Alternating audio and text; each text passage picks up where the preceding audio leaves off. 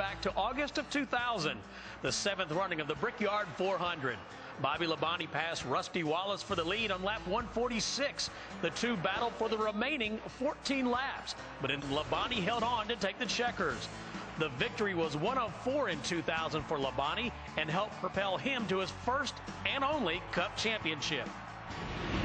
Bobby Labonte back with us. You know, you as racers, you guys are always looking forward. No, you never look back, but when you look at that day when you were kissing the bricks, how I hate using the cliche, how special was that? But what did it mean to win a race at that racetrack? Well, it meant a lot, and we had finished, I think,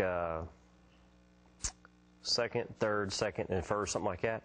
And I mean, we were just close for 4 years there.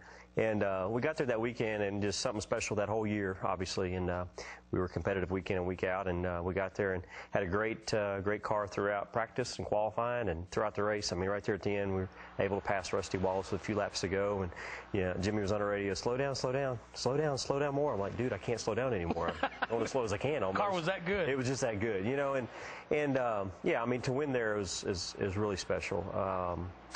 No cliche, it's just the way it is. I mean, it's a different win type of thing, you know, and I'm sure Daytona would be the same thing. If I can win there, that would be, you know, all in the same categories. And they, you know, when I went there, when I was racing at IRP and the Busch Series, I'd go over there and we'd take a tour and go around the bus and check it out. Like, we'd like to be here one of these days, yeah. You know. So we were able to go. I mean, that's awesome, and to win there is just a great feeling.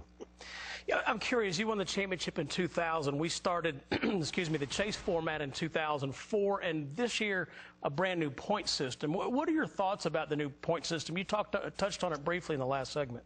Yeah, I mean, I think it's okay. I mean, I don't think there's anything wrong with it. I mean, you know, it's definitely a lot easier, you know. I mean, like they talked about in the beginning of the year, making it easy for the fans to keep track of where everybody's at, because instead of a 5, 4, 3 different segment, you know, and I'm sure just like after two years from now, they'll probably say, you know, maybe I ought to tweak the back half a little bit differently, you know, after the couple years go by. But I don't think it's all that wrong. I think it's like anything else. It's hard to make some changes sometimes, but I think it's a good one. I mean, it's just a matter of, you know, it'll play itself out in a couple years, and you'll see a flaw, and they'll change it. But definitely a lot easier to keep up with. Yeah, I agree.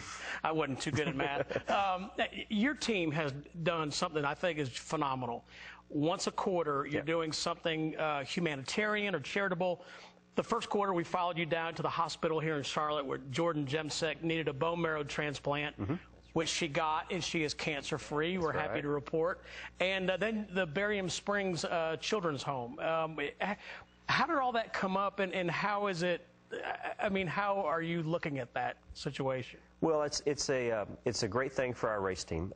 Everybody at JTG Doherty Racing is really grasped all that.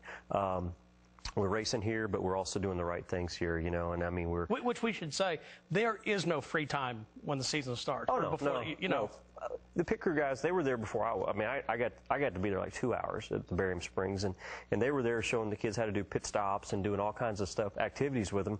And I got there for lunch and got to do a lot of stuff too, but they were there for a lot longer than I was. So I mean, and those guys have less time than I do, away from their families. So, but it's something we talked about at the beginning of the year, and I don't know what our next quarter is going to be, you know, what we have in store for the next one, but really means a lot, I think, to our whole team, and you know, puts a lot of things in perspective that we realize that, you know, hey, it's a lot of work.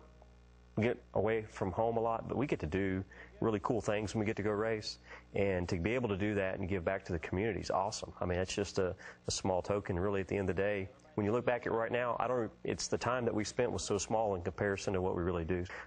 It's what we should do, and that's what we have been doing, and hope we get to do more. Bobby, good luck at the Brickyard, and thanks for raising awareness on those situations. So glad that Jordan's doing well. Yep. You're a huge Jimmy Spencer fan, are you not? Sure, yeah. Of course. You say huge, right? Yeah, you didn't hesitate at all. Jimmy